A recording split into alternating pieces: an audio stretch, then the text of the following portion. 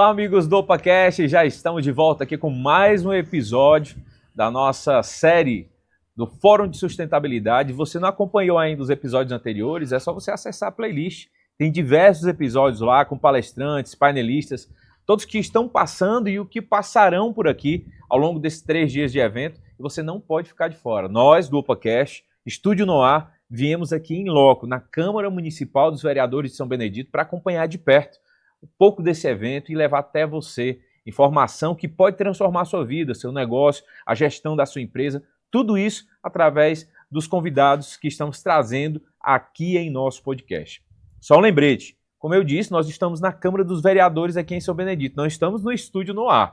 Então, de vez em quando você vai ouvir um barulho de carro, de moto, trator. Ontem tinha até um trator trabalhando do lado aqui, vento, que hoje está um vento muito forte aqui, um clima agradabilíssimo na nossa Serra da Ibiapaba. Então, já fique sabendo, qualquer barulho estranho que você ouvir, já sabe que nós não estamos no estúdio. Mas isso não ia impedir da gente vir até aqui para gravar conteúdo exclusivo para você. Combinado? Fechado?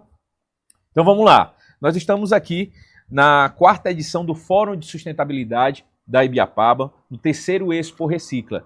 E quem eu vou entrevistar agora, ele é vice-presidente da AGAS, que é a Associação das Gestões Ambientais Locais do Estado do Ceará, e também superintendente do Consórcio Público de Manejo dos Resíduos Sólidos. E a gente vai conversar com ele. E olha, já fiz aqui quase um tutorial antes de começar a gravação para aprender a pronúncia do nome dele.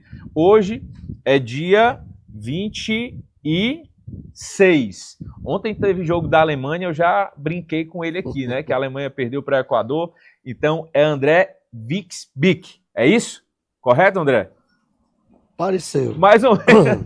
Não adiantou muito o tutorial. É Wixbick. Você conseguiu até antes de entrar no ar, mas Wixbick. Wixbick. André Wixbick. André, meu irmão, bem-vindo ao OpaCast. Eu que agradeço. Obrigado. Desculpando as brincadeiras.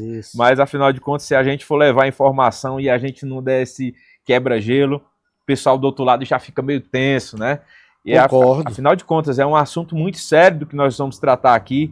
Sustentabilidade, gestão de resíduos, consórcio, tudo isso é uma pauta extremamente importante porque ela não trata só do presente. É um assunto que ele vem para planejar o nosso futuro, onde nós vamos viver daqui nos próximos 10, 20, 30 anos. Bem-vindo. Vou começar até de trás para frente.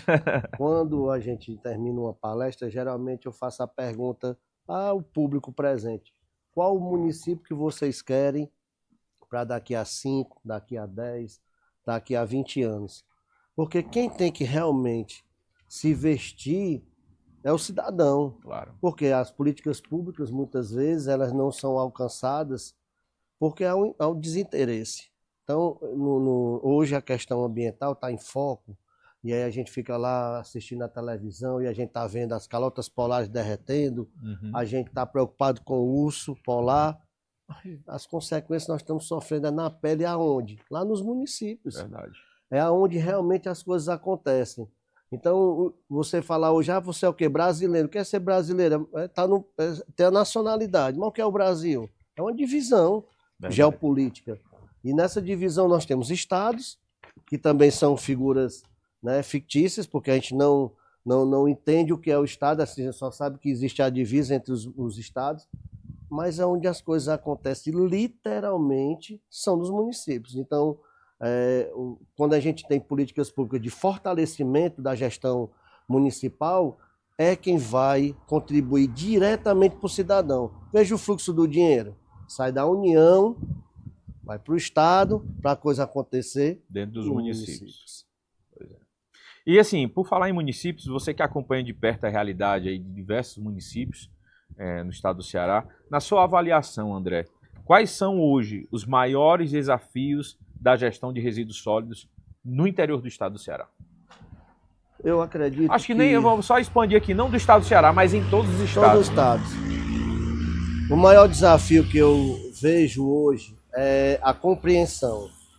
É uma palavra que a gente vem usando há décadas e ainda não há uma compreensão das pessoas sobre o que é educação ambiental.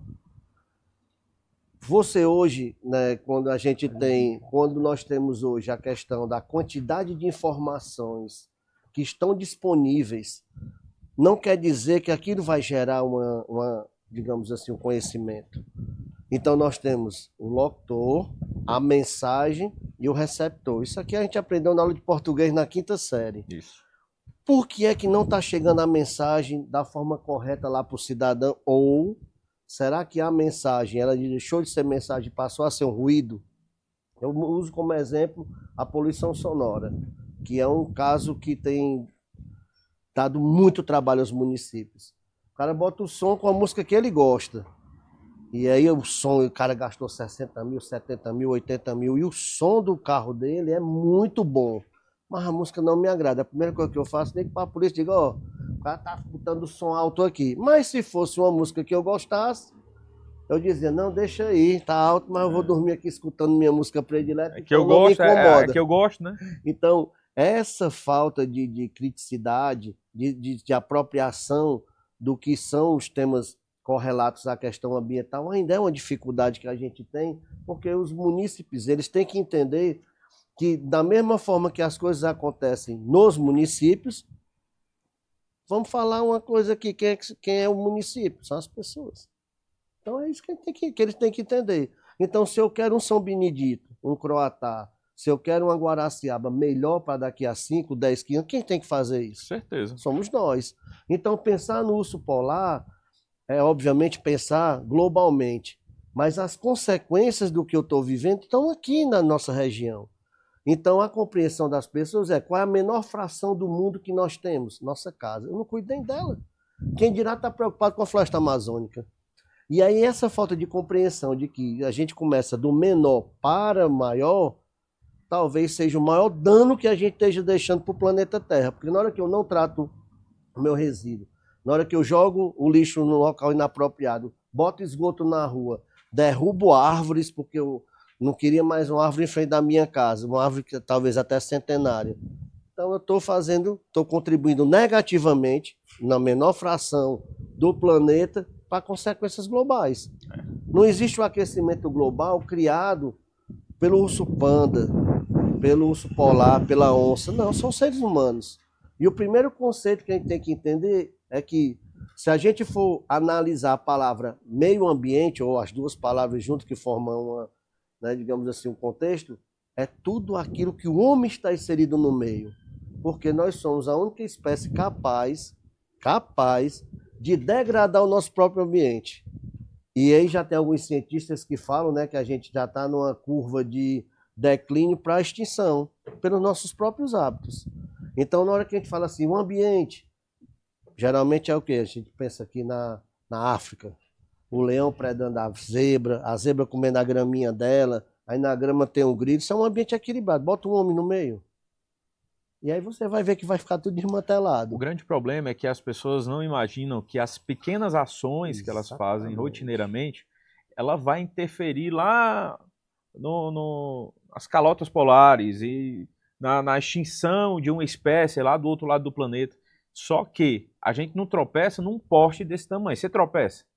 Você vai tropeçar na pedra pequena, é num algo que está em falso ali, e é aí onde a gente cai. É aí onde vem os maiores problemas são ocasionados a partir desses pequenos detalhes. Por isso que a gente não trabalha de cima para baixo, e sim de baixo para cima. E o que a gente percebe hoje, não só na questão dos resíduos, mas de um parâmetro geral sobre meio ambiente, é que as pessoas ainda não entenderam o que é realmente o meio ambiente. Por isso que a gente classifica aquilo que você está no meio, você pessoa, você ser humano. Então, se eu conduzo bem a minha casa, o meu quintal, se meu vizinho fizer a mesma coisa, nós vamos ter uma região fortalecida. Ah, André, isso não quer dizer que eu não posso mais desmatar para criar boi? Qual a consequência disso? E o que é que a gente pode fazer para atenuar o dano? Aí sim é uma gestão ambiental fortalecida, porque eu não vou impedir o crescimento e o desenvolvimento, porém, vão ter algumas restrições que vão ter que ser aplicadas. Certeza. A gente também não pode de repente sair por aí com a motosserra. Eu não gosto de macaúba, vou cortar todos os pés de macaúba. Aí complica, Aí viu? complica, né? André, a economia circular ela vem ganhando cada vez mais espaço. E Como transformar os resíduos que antes eles eram vistos apenas como lixo, né? Descartado, não serve mais para nada, em oportunidade, geração de emprego, renda, desenvolvimento. Nós estamos no meio, né? Nós estamos desenvolvendo mecanismos para que a gente tenha a economia circular de fato. Por que eu digo de fato? Porque no Brasil a gente já tem muito papel. Legislações para tudo que você imaginar. Até brinco, a gente tinha que andar de mão dada com um advogado, que a gente não sabe se está cometendo algum crime.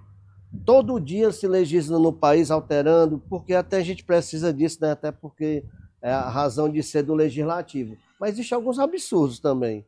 Então a gente tem que ter esse cuidado de saber onde é que a gente está pisando. Então, legalmente, a gente já tem instituído muita coisa boa. O Brasil, ele hoje tem um arcabouço normativo melhor no mundo.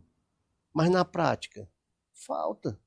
Ainda falta a sensibilidade de alguns gestores, falta a sensibilidade, eu não estou falando só do gestor maior, mas do gestor da pasta, que demande para o gestor maior e diga assim, olha, a gente precisa fazer com que a gente consiga transformar isso economicamente, porque socialmente, se eu hoje for analisar, os catadores estão lá no lixão fazendo um trabalho espetacular, que é tirando o que poderia estar sendo queimado e jogado na atmosfera, transformando em renda para eles, mas estão tudo de forma desorganizada.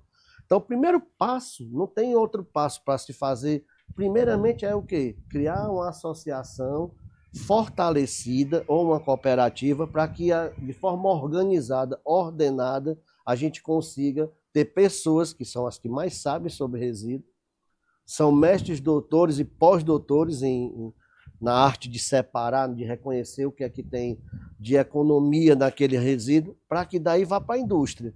Precisamos estimular, por exemplo, qual é o percentual hoje de material reciclável dentro do produto novo?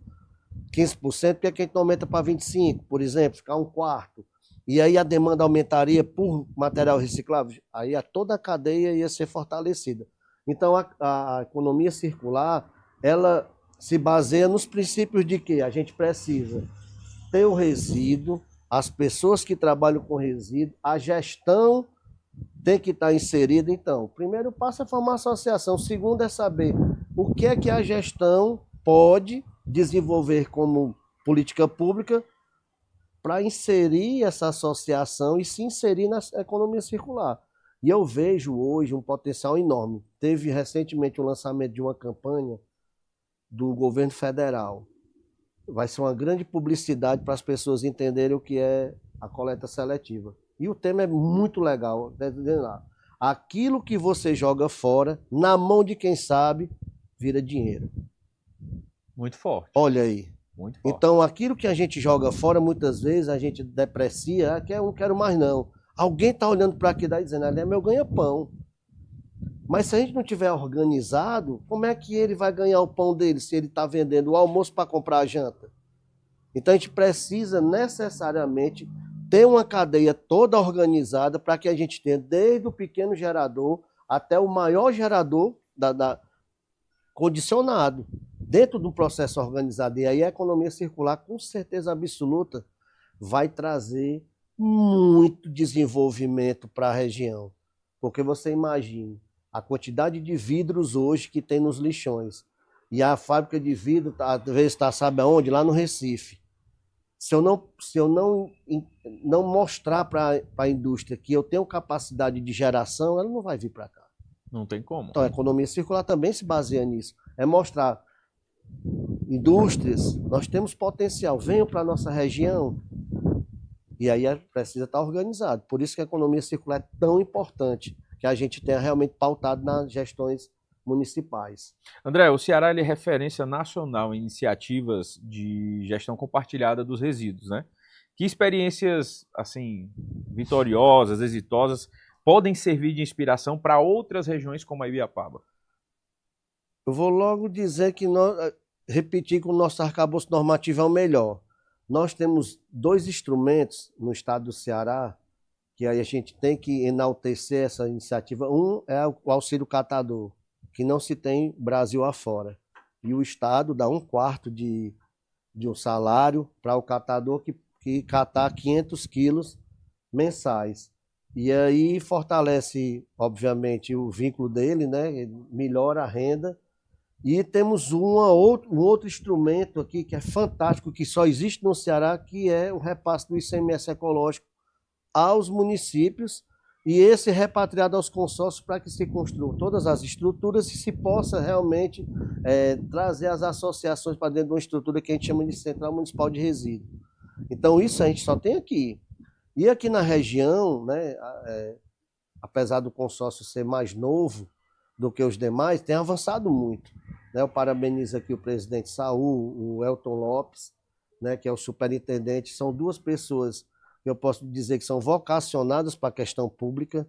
Né? Tem o prefeito Marcão, de Ibiapina, que também, como vice-presidente, tem atuado. Inclusive, nós tivemos agora visitando outras experiências no Brasil, inclusive aqui no nosso vizinho da Bahia, que eles levaram nossa ideia de policlínica para lá, nós estamos trazendo a ideia de federação de consórcio para cá. Então, uma troca de experiências. Mas eu vejo hoje que a região da Ibiapaba é uma região lindíssima, diferente das demais regiões. Dos 184 municípios, eu conheço 150, então eu tenho propriedade para falar.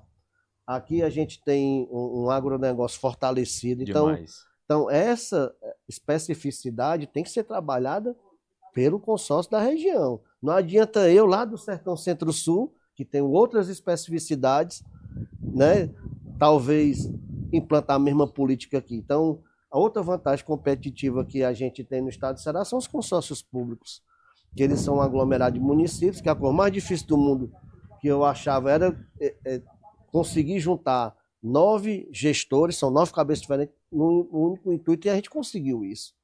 Então o Ceará realmente está na vanguarda de várias políticas, mas aí eu ressalvo mais uma vez aquela minha fala. E na prática?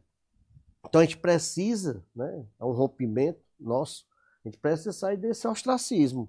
Claro. Nós temos que sair da teoria e botar na prática. E hoje o fórum, ele está trazendo aqui especialistas do Brasil todo, para trazer o quê? Experiências que a gente está vendo lá fora.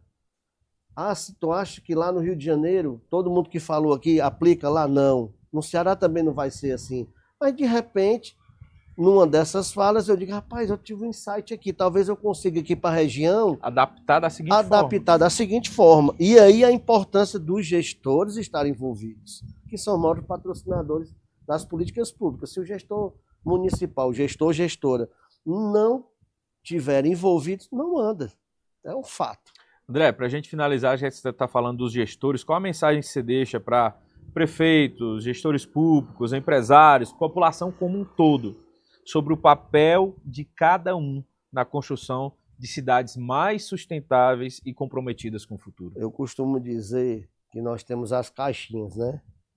Aí tem a caixinha aqui do município, que aí são as responsabilidades, atribuições, que, diga-se de passagem, a maioria das pessoas tem uma crítica diferente da política de achar que não acontece porque não quer. Não é bem assim. Obviamente, existem as limitações. Sim. Então, do mesmo jeito tem outra caixinha aqui, o cidadão. Claro. Veio um cidadão um dia, chegou e só ali o pneu ali. Aí eu olhei, e o que foi? Cadê o prefeito? Esse prefeito tá limpando pneu agora? Eu disse, não, mas ele tá ganhando para isso. Não, cara. Ele está ganhando para gerenciar o recurso que vem para o município, para a gente não ter pessoas mal educadas para jogar um pneu ali. Então, se eu gastar minha energia de gestor para ir apanhar o pneu, eu estou perdendo tempo no planejamento. E as pessoas têm que entender que quem jogou o pneu ali, se tivesse educação não tinha jogado, era menos onerado o município, porque não ia pagar uma pessoa para apanhar. Então, a caixinha do cidadão... Ou seja, ele está fazendo o município gastar mais com essa ação dele. Isso, então a caixinha do cidadão... Então, se eu só criminalizar a gestão, a política, e eu me fechar na minha caixinha achando que eu só tenho direito, não tenho deveres, como é que vai ser uma sociedade justa? E aí a gente tem aqui a outra caixinha, que é o arcabouço normativo. Entre a vontade do gestor e a vontade do cidadão, existe aqui uma norma. Então eu não posso simplesmente pegar aqui na minha caixa e bagunçar, vou fazer um sorteio aqui e vou esculhambar o negócio. Não. E eu vejo que gestores comprometidos dão bons resultados. Vamos usar o exemplo mais esdrúxulo aqui. Quando você chega num lugar onde o prefeito está à frente, Tá muita gente perto. Quando você vê o distanciamento do prefeito e da prefeita, você vê o cenário esvaziado. Por quê? Porque quem realmente tem o poder de decisão é o gestor. Então, na hora que ele disse assim, quem quer sou eu, as coisas acontecem. E agora nós vamos lá dizer para a população, no processo de comunicação, o que é que a gente está pensando, e o que é que eles têm de nos retornar, o feedback. Cidadão só reclama, só reclama. Muitas vezes a gente reclama, mas existe a política pública, porém, eu não quero ser abarcado por ela. Dá um exemplo, quem é que quer pagar a taxa do lixo? Ninguém. Por que que não quer? Mas principalmente aqueles primeiros que reclamam de uma possível taxa do lixo, é aquele primeiro que vai descartar o lixo da forma errada. Entendeu? Esse é o problema. E aí a gente fica nessa perspectiva de, eu sou contra a taxa porque eu não quero mais pagar.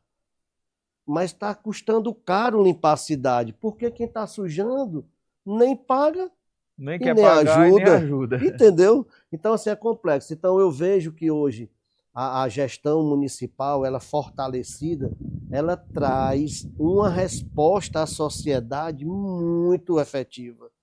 E o que eu posso dizer é o seguinte, os consórcios hoje, eles são um instrumento tão fantástico, mas ainda são subutilizados. Porque, por exemplo, o consórcio ele pode fazer o licenciamento regionalizado, que é o que nós estamos trabalhando lá no nosso.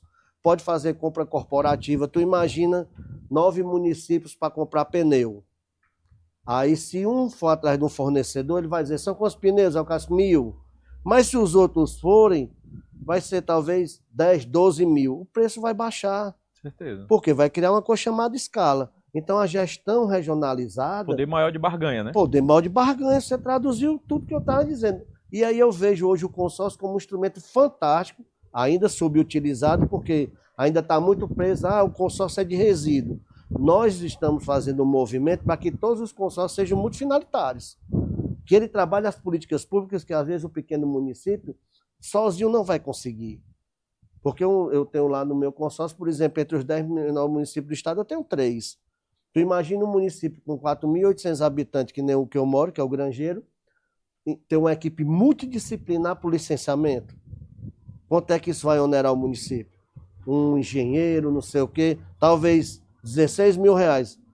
E eu sempre falar que às vezes o teto ultrapassa até o salário do prefeito. E aí, eu tendo em consorciamento, os 9 vão pagar uma mesma equipe multidisciplinar. Então, o que seria 20 mil para um vai ser 20 mil para 9. Então, dividido 20 por 9 é uma fração bem menor do que 20 para 1. Então, é essa a mensagem que a gente deixa, precisa se utilizar melhor essa ferramenta do consórcio. Eu parabenizo aqui a região, uma região belíssima, né? Nossos prefeitos lá também muito comprometidos. A gente, inclusive, fez uma assembleia recentemente. A gente está desenvolvendo algumas atividades lá de forma regionalizada. E, para finalizar, é aquela frase: qual é a cidade que a gente quer para daqui a 2, 3, 4, 5, 10 anos? Qual é o São Benedito que a população quer para daqui a 5 anos? É isso. Qual é o São Benedito que eu quero para os meus filhos? Então, na verdade, a gente está, em vez de ter um processo de construção, a gente tem um processo de desconstrução. Eu estou acabando agora e dizendo assim, quem vier depois ajeita. E não tem jeito. E é pior. Pior, sai mais O caro. estrago vai ser bem maior. E quem é que vai pagar a conta? Somos nós. Verdade. Eu que degrado, eu pago a conta. Porque não existe outra forma de... Paga até mais caro, né? É muito mais caro. Paga até mais caro. Muito mais caro. E aí a gente tem que entender isso. Então, esse processo de comunicação é importantíssimo.